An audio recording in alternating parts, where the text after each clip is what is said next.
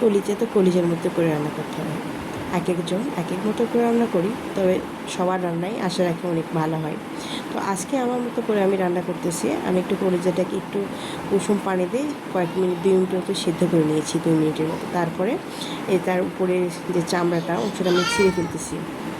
এটা ছিঁড়ে ফেললে কি হয়, মানে বাচ্চারা খেতেও ভালো হয়, আর এটা কেমন যেন একটা পর্দা, খেতে তো ভালো লাগে না, প্লাস্টিকের মতো লাগে। তো যাই হোক, আমি খুব মানে সুন্দর করে পরিচ্ছন্ন করে নিলাম।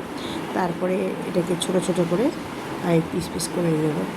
আমার মানে যার যেরকম করে সুবিধা রান্না, সে সেরকম করে কেটে নেবে, নিয়ে তারপরে ধুয়ে নিতে হবে।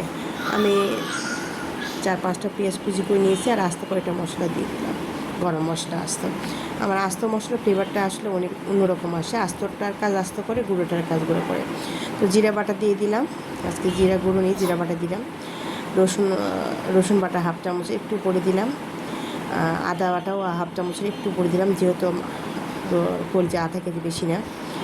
আর লাল মরিচ সবার স্বাদ মতো, যে যতটুকু পরিমাণ মরিচ খায়, মানে অনেকে বাড়ে খায়, অনেকে কম খায়। হলুদ, মরিচ, জিরা, তারপরে ধনিয়া গুঁড়ো সব একসঙ্গে দিয়ে মশলা কষিয়ে নিলাম। তারপরে দিয়ে দিলাম আমার সেই একটু হালকা কেটে রাখা কলিজাগুলো, হালকা সিদ্ধ করেছিলাম। এই যে কুচকুচ করে কেটে রেখেছি।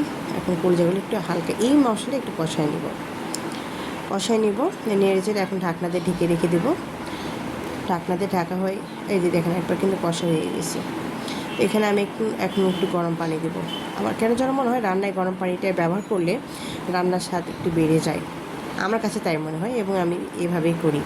তারপর আবার ঢেকে দিব। এটা একটু হওয়ার পর, যেহেতু আমার বাচ্চারা, আমার ছোটো বাচ্চা আছে, আর তারা আলু খেতে অনেক পছন্দ করে। সাধারণত আমি কলিজায় আলু দিই না, কিন্তু কথা হলো বাচ্চারা যেহেতু খায়, দিতেই হয়। আমি কয়েকক্ষণ আলু দিয়েছি। আমার রান্না কিন্তু প্রায় শেষের দিকে, কারণ আপনার অফলাইনে যখন ছিল তখন কিন্তু আমি আলু দিয়েছিলাম। তো এখন আমি মশলাটা তুলে ফেলছি, মশলা তোলাও শেষ। তারপরে এদের বাচ্চাদের জন্য পরিবেশন করতেছি। আমার বড় মেয়ে তুলে নিচ্ছে, রান্না শেষ। সবাই ভালো থাকবেন, আসসালামু আলাইকুম।